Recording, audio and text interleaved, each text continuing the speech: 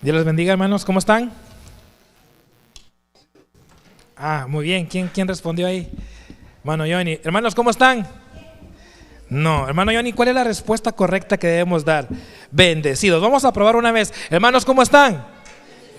Bendecidos por la gracia de Dios. Y es que realmente, hermanos, somos bendecidos, somos privilegiados, porque el Señor nos tiene acá, nos tiene con vida. Es grato ver a muchos de mis hermanos que tenía tiempo no verlos. Algunos andaban de viaje, estaban disfrutando un tiempo especial, otros no habían podido venir, pero qué bendición ver a cada uno de ustedes en esta mañana. Y vamos a dar tiempo a que los niños pasen a sus clases, a su clase. Yo creo que ya estamos. Muy bien, y vamos a tomar un tiempo especial para hablar con el Señor, porque hermanos, todo lo que hagamos acá y lo que hagamos para el Señor tiene que ser respaldado por el Señor, porque si no es así, hemos venido a perder el tiempo, porque venimos a escuchar la palabra del Señor y es el Señor el quien nos habla. Así que vamos a cerrar nuestros ojos, por favor, y voy a tomar este tiempo de oración. Señor, tú eres grande, tú eres soberano, Señor, y en tu misericordia nos honras con el privilegio de estar en tu casa. Gracias, Señor, porque pudimos abrir nuestros ojos, podemos encaminarnos a tu casa, Señor, y venir con gozo, con alegría. Señor, ayúdanos a cada uno de nosotros a escuchar tu palabra, a entenderla, a meditarla, pero en especial, Señor, a obedecerla. Que cada uno de los que estamos acá, Señor, aunque muchas veces nos cuesta entender tu palabra, tú no nos mandas a entenderla, nos mandas a obedecerla. Y Señor, queremos ser obedientes a ti y queremos, Señor, ser hombres y mujeres que te adoren en espíritu y en verdad. En el nombre de Jesús te adoramos, Señor. Amén. Amén, hermanos. Vamos a abrir nuestras Biblias en el Evangelio según San Lucas, capítulo 4. El Señor tiene muchas cosas interesantes que decirnos a usted y a mí, y quiero comentarle algo de la importancia de que todo lo que usted y yo hagamos, no sé si se ha dado cuenta, pero necesitamos una capacitación, un entrenamiento o una práctica, llámela como usted quiera. Pero todo lo que hacemos, por ejemplo, las amas de casa cuando comienzan a cocinar, a veces se les queman los frijoles, a veces queman el café, pero después de un cierto tiempo de tanto estar practicando, hacen un café delicioso, ¿verdad? Hacen unos desayunos donde todos nos deleitamos. En nuestros trabajos, muchas veces en la computadora, no abrimos la computadora y de la noche a la mañana aprendemos a usar Word, Excel o el programa que usted use. Tenemos que estar un poquito practicando ahí para qué sirve ese icono, qué es lo que hace, y vamos aprendiendo. Y si se da cuenta, todo en nuestra vida necesita una capacitación. Todo lo que hacemos en nuestra vida necesita un entrenamiento. Imagínese que usted se levante un día en la mañana y decida: yo voy a ser un corredor profesional. Mañana hay una competencia de 100 kilómetros y usted va y se inscribe. Y llega el día, se pone su uniforme bonito usted y comienza a correr. Le aseguro que no llega pero ni a 2 cuadras y usted ya está así como yo, con la lengua de fuera, que ya está cayéndose, porque no ha tenido un entrenamiento. ¿Me explico? O sea, usted cuando decide el día de mañana ser un deportista profesional, comienza levantándose temprano en su casa, comienza a correr 1 kilómetro, al siguiente día corre 2, después 3, después 4, y cuando usted siente, su cuerpo se fue adaptando, sus músculos se fueron fortaleciendo, y cuando usted siente, puede correr muchas cantidades de kilómetros. ¿Por qué? Porque tuvo una preparación. Tuvo un ejercicio. Pero algo interesante de este ejercicio es de que va acompañado con dolor, va acompañado con sacrificio. Porque si usted sale a correr hoy, le aseguro que mañana cuando se levante va a tener dolor en sus piernas y va a decir: ay, no, hoy no corro, no, mejor descanso. Pero si usted es diligente y si usted realmente quiere alcanzar esa meta, usted va, se levanta y aunque sea con dolor de músculos, se pone sus zapatos y comienza a correr. ¿Sí? Lo mismo es nuestra vida cristiana, hermanos. Usted y yo necesitamos un entrenamiento. Usted y yo muchas veces necesitamos sacrificar cosas, muchas veces necesitamos sentir ese dolor, porque ese dolor, ese esfuerzo nos hace crecer y nos hace avanzar. Y el Señor Jesucristo nos da un ejemplo perfecto aquí en la palabra del Señor. Y vamos a comenzar a leer el Evangelio según San Lucas, capítulo 4, desde el versículo 1 en adelante.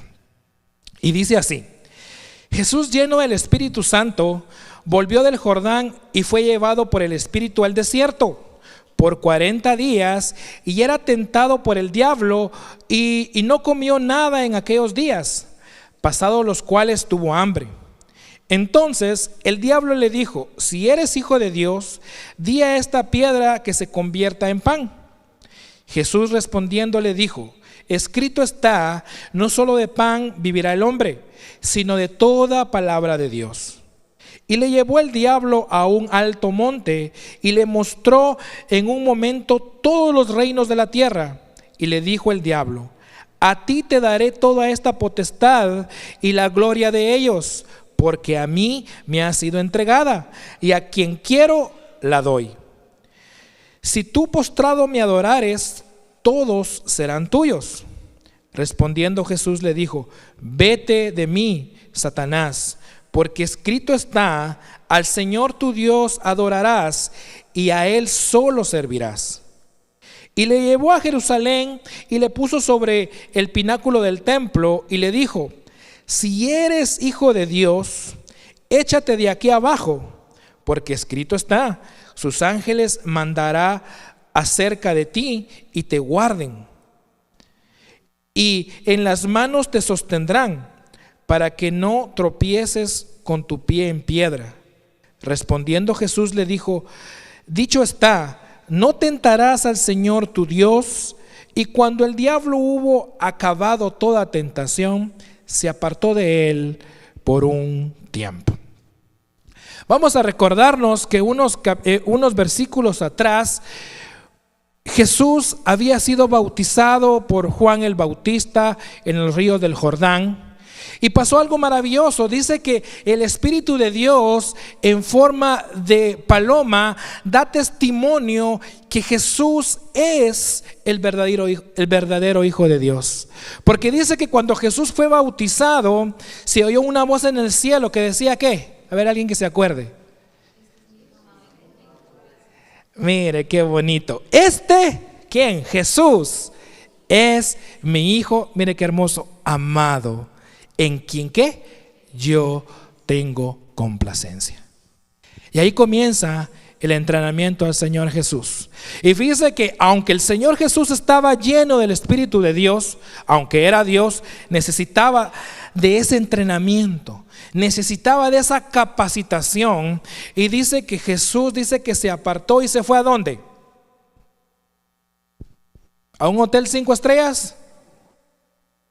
¿De vacaciones a la playa? Porque dijo: ya me bauticé, ya estoy lleno del poder de Dios, ahora es tiempo de relajarme con un coco, palmeras, un jet ski por ahí, echar una vuelta. No, dice que el mismo Espíritu de Dios lo llevó ¿a dónde? Al desierto. Un ratito, 5 minutos, 10 minutos, 40 días. Hermano, yo cuando estoy aquí en el verano a veces me sofoco, porque yo soy de tierra fría y a mí me encanta el frío, aunque me hace mal, me duelen los huesos, pero a mí me encanta el frío, el calor a mí me sofoca. Y dice la palabra del Señor que Jesús fue llevado al desierto por 40 días, pero Él no fue de vacaciones, hermanos. El Señor Jesús tomó ese tiempo para capacitarse, para hablar con nuestro Padre y poder recibir las instrucciones y poder recibir toda esa fortaleza que Dios le estaba dando a través de ese proceso en el desierto. Y Dios muchas veces permite que usted y yo pasemos desiertos, hermanos. ¿Por qué? Porque tenemos que ser capacitados. Tenemos que ser preparados. ¿Sabe por qué? Porque el enemigo, dice la palabra del Señor, que está como ¿qué? León rugiente, viendo ¿a qué? A quién devorar. El enemigo anda pendiente de usted y de mí, hermanos. El enemigo anda ahí buscándolo a usted, buscándome a mí para hacernos caer. Y lo mismo le sucedió a Jesús. Jesús estaba preparándose, Jesús estaba teniendo un momento especial con Dios, un momento de intimidad, y dice que el enemigo llega y comienza a tentarlo, como hemos leído en los versículos anteriores. Pero mira, hermano, qué importante es que usted y yo leamos la palabra de Dios. Mire, qué importante es que no solo la leamos, sino que la memoricemos. Porque fíjese que el Señor Jesús no le presentó ningún argumento diferente al enemigo fuera de la palabra del Señor. Y si quiere vamos ahí al versículo 3, donde dice: entonces el diablo le dijo: si eres hijo de Dios, di a esta piedra que se convierta en pan. Jesús había pasado 40 días en el desierto y por supuesto no había comido. Y era bien fácil para Jesús caer en esa tentación. Yo no aguanto ni a comer 2 días, hermanos, y ya me estoy agonizando. Pero el Señor tenía 40 días ahí y el enemigo viene y lo tienta. Pero mire, el Señor Jesús, una persona como usted y yo, dependiendo de Dios, preparándose en las Escrituras, viene y le dice, el versículo 4, Jesús respondiéndole dijo: escrito está. Mira, hermano, qué hermoso, escrito está. O sea, Jesús no vino y presentó su argumento, sino que le presentó la misma palabra del Señor. Y dice: no solo de pan vivirá el hombre, sino de toda palabra de Dios. Y si su Biblia es como la mía, abajo tiene la referencia que dice que esto está escrito en Deuteronomios capítulo 8 versículo 3. Y en la segunda tentación podemos ver que dice que después Dios le llevó al monte, y mire cómo el Señor le vuelve a contestar en el versículo 8. Dice: respondiendo Jesús le dijo: vete de mí, Satanás, porque escrito está: al Señor tu Dios adorarás y a Él solo servirás. Muchas veces el enemigo hace lo que quiere con usted y conmigo. ¿Sabe por qué? Porque no leemos este libro, porque no lo memorizamos. Cuando viene el enemigo e intenta tentarnos, no tenemos argumentos. Y si los tenemos, son argumentos que nosotros mismos nos inventamos o son excusas que nosotros mismos decimos. Pero cuando venimos a la palabra y la leemos con dedicación y la atesoramos en nuestro corazón, el enemigo no va a tener ningún argumento, porque para todo lo que él nos quiera decir, vamos a encontrar un versículo bíblico que va a fortalecer nuestra vida espiritual. Y es por eso que la palabra del Señor nos recalca una y otra vez la importancia de prepararnos, la importancia de ejercitarnos en la lectura de la palabra del Señor. Jesús nos da este ejemplo, hermanos. Jesús venía de ese momento maravilloso cuando Dios da testimonio y él estaba lleno del Espíritu Santo del Señor, y aún así él no dijo: yo puedo. Si acabo de bautizarme, a mí mi padre me acaba de decir que yo soy su hijo amado y yo puedo contra todos y que se vengan. No, Señor Jesús, la misma inspiración del Espíritu Santo le decía: no, tienes que prepararte, tienes que capacitarte. Tenemos que venir al Señor y ocupar tiempo en la lectura, tiempo en la memorización de la palabra, porque el enemigo, Señor, anda viendo cómo devorarnos.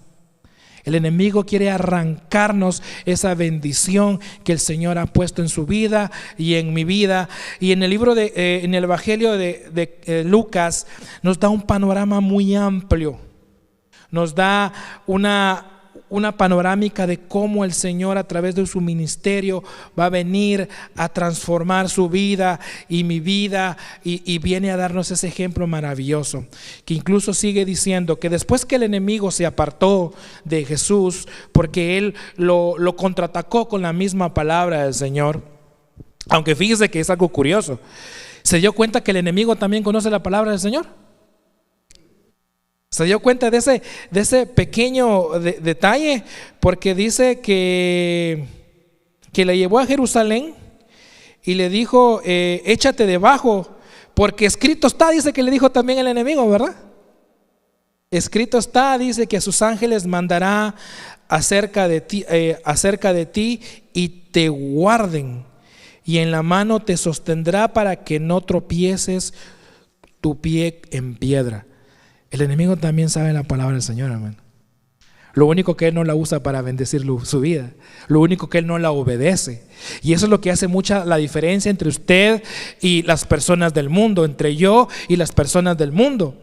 Que muchos escuchan la palabra del Señor. Hay muchos ateos, hermanos, que se saben la Biblia mejor que usted y que yo. Y hasta se la memorizan muy bien. La diferencia es que ellos no obedecen esa palabra del Señor. Y el enemigo conoce la palabra y comenzó a atacar a Jesús también. Pero Jesús no solo conocía la palabra, sino que Jesús también obedecía la voluntad de Dios. Y eso hace la diferencia. Eso es el pequeño detalle que donde el enemigo sigue en una condenación eterna y nosotros vamos a una vida eterna con Cristo Jesús. Amén.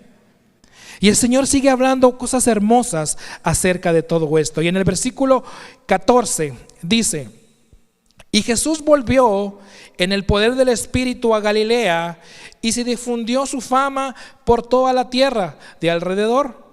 Y enseñaba en las sinagogas de ellos, y era glorificado por todos. Vino a Nazaret, donde se había criado, y en el día de reposo entró en la sinagoga conforme a su costumbre, y se levantó a leer. Y se le dio el libro del profeta Isaías, y habiendo abierto el libro, halló el lugar donde estaba escrito: el Espíritu del Señor está sobre mí, por cuanto me ha ungido para dar buenas nuevas a los pobres. Me ha enviado a sanar a los quebrantados de corazón, a pregonar libertad a los cautivos y vista a los ciegos, y poner en libertad a los oprimidos, a predicar el año agradable del Señor. Y enrollando el libro, lo dio al ministro y se sentó. Y los ojos de todos en la sinagoga estaban fijos en él. Y comenzó a decirles: hoy se ha cumplido esta escritura delante de vosotros. Y todos daban buen testimonio de él y estaban maravillados de las palabras de gracia que salían de su boca. Y decían: ¿no es este el hijo de José? Él les dijo: sin duda me diréis este refrán: médico, cúrate a ti mismo. De tantas cosas que hemos oído que se han hecho en Capernaum, haz también aquí en tu tierra. Y añadió: de cierto os digo que ningún profeta es acepto en su propia tierra. Y en verdad os digo que muchas viudas había en Israel en los días de Elías, cuando el cielo fue cerrado por 3 años y 6 meses, y hubo una gran hambre en toda la tierra. Pero ninguna de ellas fue enviado Elías, sino a una mujer viuda en Sarepta de Sidón.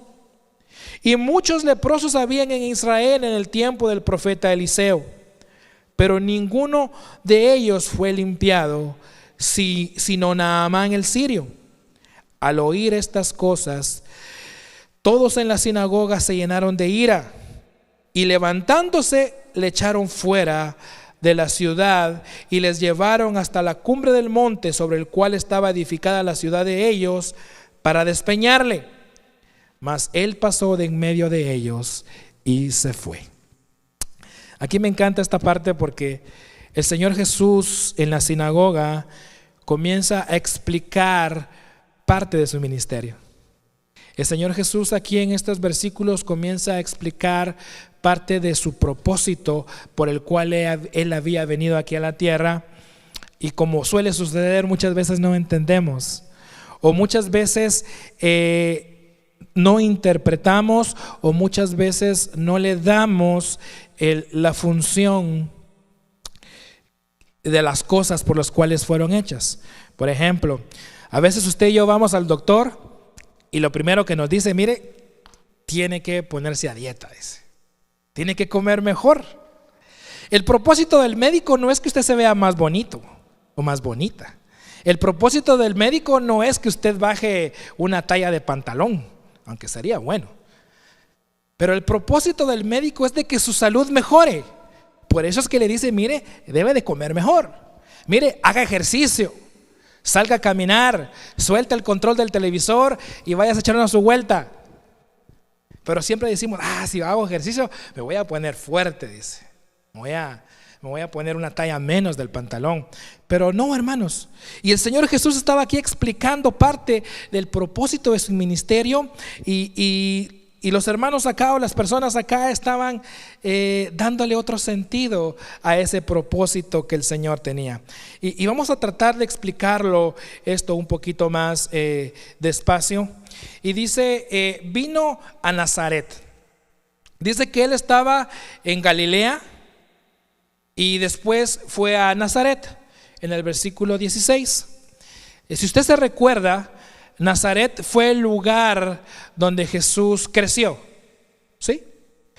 Muchos de los que vivían en Nazaret vieron a Jesús ir a comprar a la tienda. Muchos que estaban en Nazaret vieron a Jesús haciendo aserrín o limpiando el taller de su papá. Muchos en Nazaret habían visto a Jesús tal vez todo sucio porque le gustaba jugar lodo, y habían visto crecer al Señor Jesús. Y vino el Señor Jesús y dice en el versículo 16, vino a Nazaret donde se había criado en el día de reposo, entró en la sinagoga conforme era su costumbre. Miren, escuche esto, era la costumbre del Señor ir a la casa del Señor. Era la costumbre de Jesús ir a la congregación, a la iglesia, porque era su costumbre. Por eso la palabra del Señor dice, no dejemos de congregarnos. ¿Cómo qué? Como algunos tienen por costumbre. ¿Por qué? Porque es bueno que usted y yo vengamos a la iglesia, hermanos. Es bueno que usted y yo vengamos a escuchar la palabra del Señor. Es bueno que usted y yo vengamos a cantarle al Señor. Es bueno que usted y yo traigamos nuestras ofrendas al Señor, que veamos a los hermanos, que saludemos a los hermanos. Y si vemos a algún hermano triste, hermano, ¿qué tal está? ¿Por qué está tan triste? ¿Por qué de cara larga? Porque ese es el Señor donde nos ministra a través de estar aquí en la congregación. Y el Señor Jesús, como dándonos un buen ejemplo, dice que Él entró a la sinagoga como era su costumbre, y dice, y se levantó a leer. Versículo 17, y se le dio el libro del profeta Isaías, y habiendo abierto el libro halló el lugar donde estaba escrito: el Espíritu del Señor está sobre mí, por cuanto me ha ungido para dar buenas nuevas a los pobres. Me ha enviado a sanar a los quebrantados de corazón, a pregonar libertad a los cautivos y vista a los ciegos, y a poner en libertad a los oprimidos, a predicar el año agradable del Señor. Y mire, esto está interesantísimo. Dice el versículo 20, y enrollado el libro lo dio al ministro y se sentó. Y se sentó. ¿Sabe por qué la palabra del Señor enfatiza mucho esa palabra, que el Señor Jesús se sentó? Porque en la actualidad nosotros hacemos las cosas un poquito al revés. Por ejemplo, en el tiempo bíblico, la persona que se sentaba era la persona que iba a dar la enseñanza, y todas las demás personas estaban de pie. Ahora somos al revés, el que presenta la palabra estamos parados, y todos ustedes y todos los demás estamos sentaditos, escuchando. Entonces, por eso es que le dice la palabra del Señor que todos tenían la mirada de Él, porque al momento de sentarse, Él estaba diciéndole a la gente: bueno, ahora les voy a dar una enseñanza. Ahora yo soy el que les va a dar, o voy a ser el maestro. Por eso es que muchos le decían: Jesús, maestro. Porque al sentarse Él estaba dando esa pauta de darles a entender que Él les iba a explicar algo hermoso que Dios tenía. Entonces dice, y comenzó y dice, hoy se vino, mire, se sentó, y dice versículo 20, y se sentó, y los ojos de todos en la sinagoga estaban fijos en Él. Así como usted me está viendo ahorita a mí. Dice que todos estaban fijos al Señor, pero ellos estaban esperando algo. Ellos estaban así como que, a ver qué dice ahora. Porque ese es el niño que vimos en la tienda pidiendo 2 huevos y pidiendo una libra de arroz fiado, probablemente, como todos en nuestro pueblo hemos hecho alguna vez, que nos mandaban nuestros papás, y decirle de la tienda que te fíe un par de huevos y que lo apunte ahí. Tal vez, no sé si María alguna vez mandó a Jesús a la tienda a fiar un par de huevos, pero lo habían visto a Jesús. Y cuando Él se sienta, toda la gente estaba con las expectativas. ¿Qué va a decir este?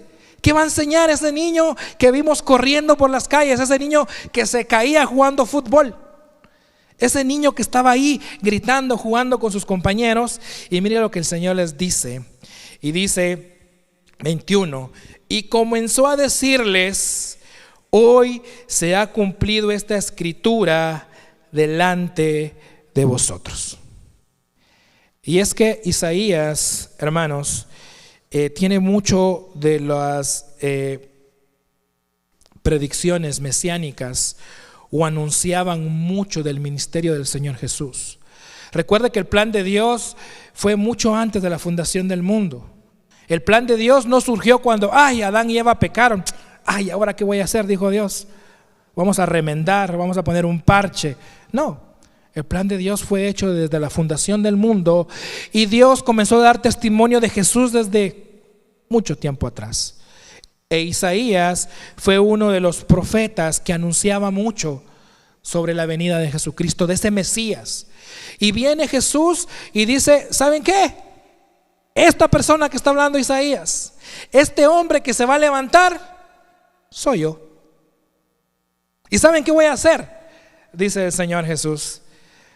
Aquí dice: voy a dar las buenas nuevas. Versículo 18 al final dice: voy a dar de buenas nuevas a los pobres.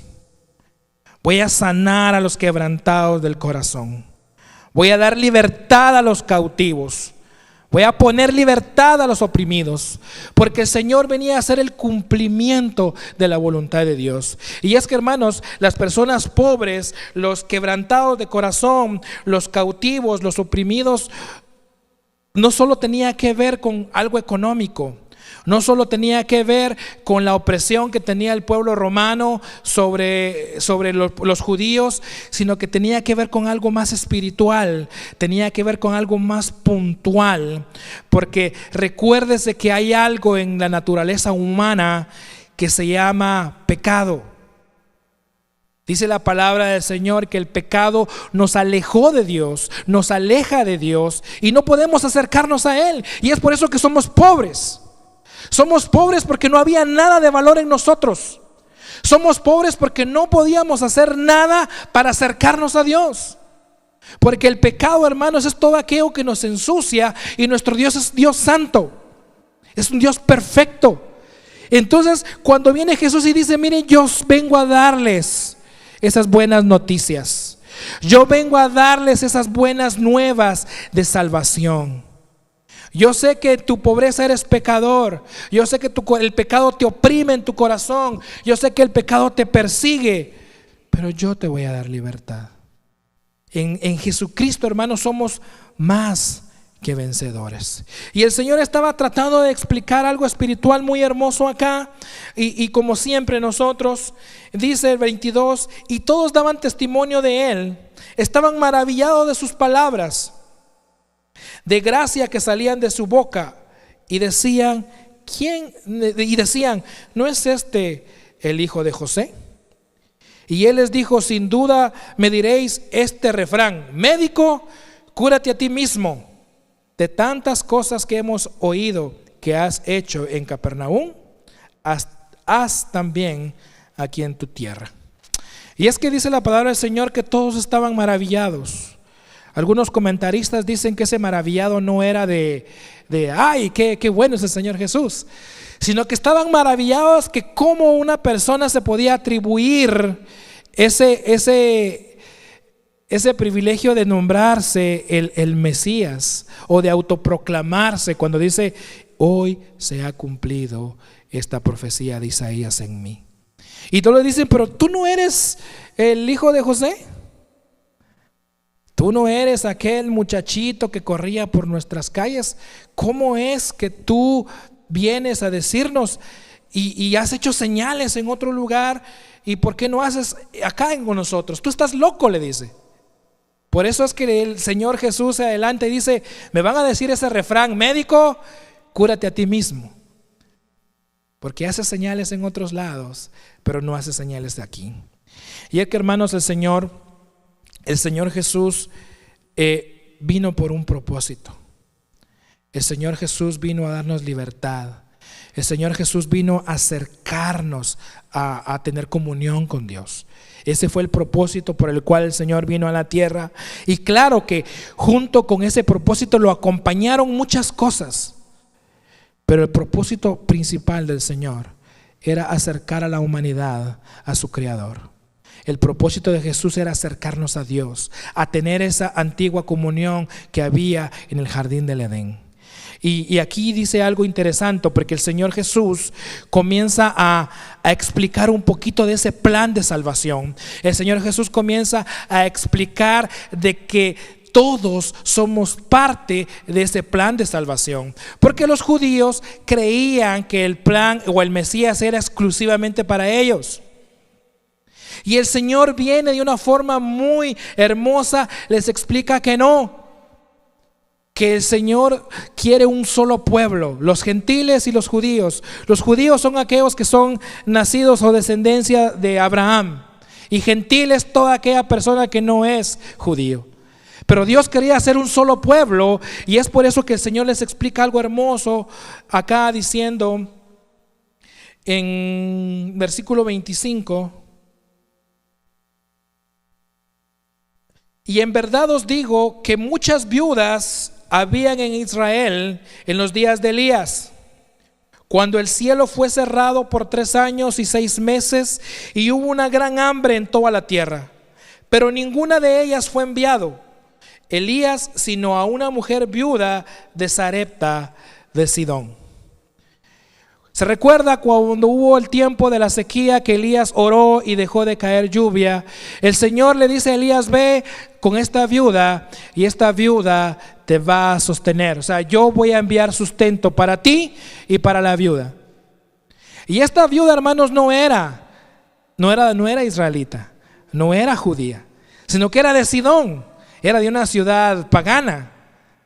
Pero ahí fue el Señor donde escogió para que Elías fuera sustentado todo ese tiempo. Incluso el Señor Jesús le da otro gran ejemplo. Versículo 27 dice: y muchos leprosos habían en el tiempo del profeta Eliseo, pero ninguno de ellos fue limpio, sino Naamán el sirio. Era Jesús explicando que su plan de salvación era para todo un pueblo, para todos nosotros, para todos aquellos que escucharan la palabra y las nuevas de salvación que Jesús tenía para la humanidad. El mensaje de salvación que Jesús traía no era exclusivo para los judíos. Y el Señor Jesús está aquí explicando: ¿acaso Elías se fue con una judía que fuera sostenido? ¿Acaso Dios no sostuvo también a la viuda?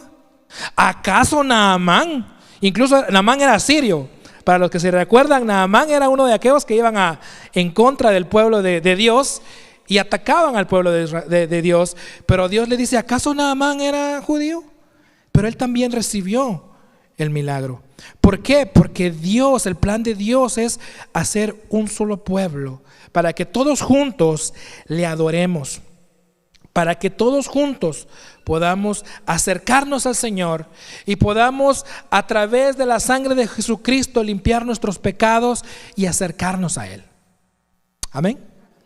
Porque, hermanos, nos guste o no, el pecado nos separa, el pecado nos aparta, pero la sangre de Jesucristo viene a limpiarnos. Y ese es el propósito del Señor Jesús: llevar esas nuevas de salvación a todo lugar. Y es por eso que Dios lo llama a usted y me llama a mí, para que vayamos a compartir esas nuevas de salvación a todos los pobres, a todos los oprimidos. Y todo pobre, todo oprimido es todo aquel que no tiene esa comunión con Dios.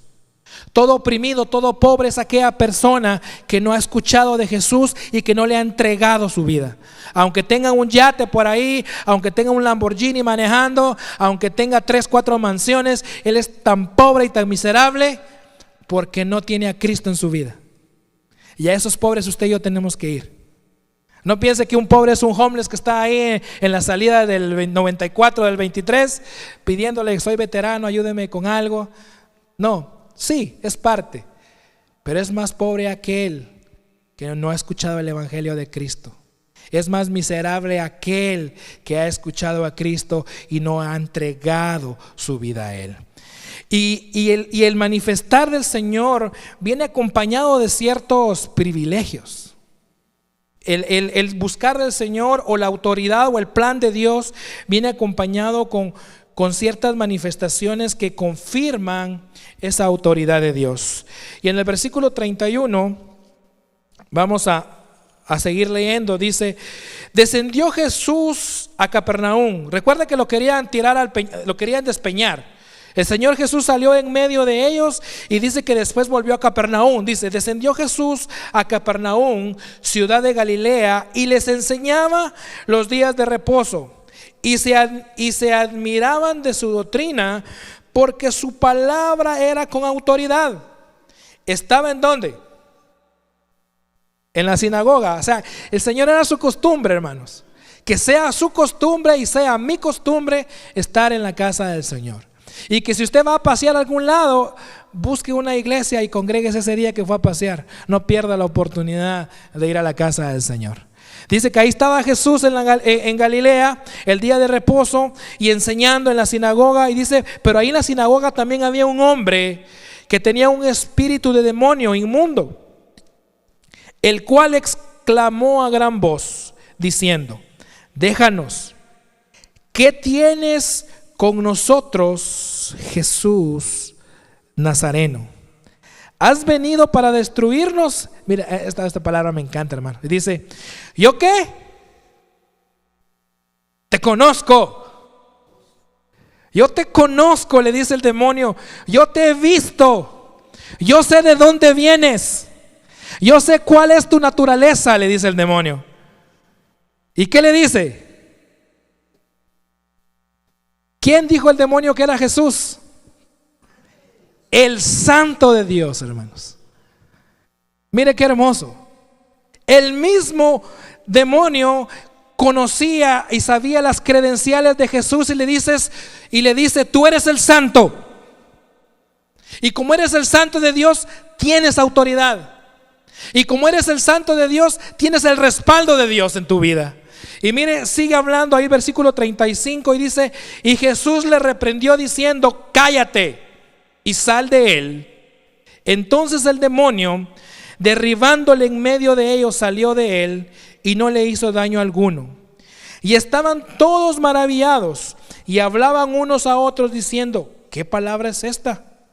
¿Con qué autoridad y poder manda a los espíritus inmundos y salen? Y su fama se difundía por todos los lugares de los contornos. Muchas veces nosotros, como somos tan incrédulos, tenemos que ver señales y prodigios. Y el Señor Jesús, al llevar las nuevas de salvación, al presentarles el proyecto de Dios de acercarnos hacia Él, iba respaldado con esa autoridad. Esa autoridad era para que realmente vieran que Él nos estaba inventando las cosas. Esa autoridad era para que cada uno de nosotros hoy, al leerla, entendiéramos que Jesús es el Santo de Dios. Para que usted y yo comprendiéramos que Jesús tiene poder y que Jesús es auténtico, más auténtico que usted y que yo, hermanos. No nos perdamos en las señales que el Señor hace. El mensaje, el propósito del Señor Jesús era llevar las nuevas de salvación. El propósito del Señor Jesús era que todos tuviéramos comunión con nuestro Creador. Porque dice la palabra: de tal manera amó Dios al mundo, que envió a su único Hijo, al único, a su Santo, para que no nos perdiéramos, hermanos.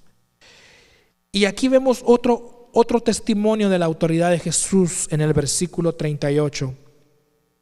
Dice: entonces Jesús se levantó y salió ¿de dónde? De la sinagoga. Vamos a ver una y otra vez que el Señor Jesús busca de Dios en la iglesia. Jesús sabe la importancia de que usted y yo estemos en la iglesia, hermanos. Porque en la iglesia del Señor somos ministrados. En la iglesia del Señor somos instruidos.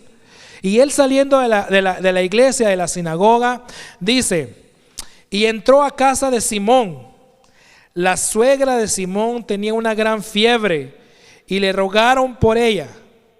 E inclinándose hacia ella, reprendió a la fiebre, y la fiebre la dejó, y levantándose ella, al instante ¿qué?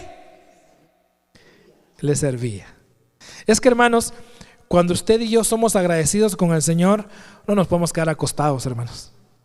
Cuando usted y yo tenemos un corazón agradecido, no podemos quedarnos con las manos dentro de las bolsas.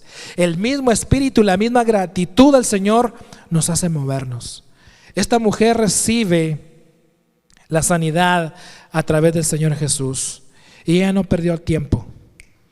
Ella se levantó y al instante comenzó a servirles. Y es que, hermanos, la paga del pecado, ¿qué es? Muerte. Ese era nuestro camino, era su camino, era mi camino, muerte, a una condenación eterna. Pero el regalo de Dios, dice, es que vida eterna. ¿En quién? En Cristo Jesús. Entonces, hermano, eso nos tiene que hacer despertar y movernos y comenzar a servir al Señor. No para merecer, porque usted y yo no merecemos ni servirle al Señor, hermano. No somos nada y no hay mérito en nosotros. Le servimos al Señor por gratitud, porque Él hace la obra en cada uno de nosotros. Y vemos cómo el Señor Jesús tiene autoridad, no solo en los demonios, sino que también en las enfermedades de nuestro cuerpo. Y eso nos ayuda también a acercarnos confiadamente al Señor. Porque aunque su propósito original es darnos esas nuevas de salvación, Él también quiere sanarnos. Él también tiene el poder para sanarnos. Y sigue hablando ahí algo muy, muy hermoso. Dice que le servían. El versículo 40 dice: al ponerse el sol, todos los que tenían enfermos de diversas enfermedades los traían a Él, y Él, poniendo las manos sobre cada uno de ellos, ¿qué? Los sanaba. También, dice 41, salían demonios de muchos, dando voces diciendo ¿qué? Mire, hermano, qué hermoso. Mire qué hermoso. Dice, los demonios dando testimonio le decían: tú, Jesús, tú eres el santo. Y no solo era el santo, sino que confirmaban y decían: tú eres el Hijo de Dios. Porque sabían, el versículo 41 al final, porque sabían que ¿qué?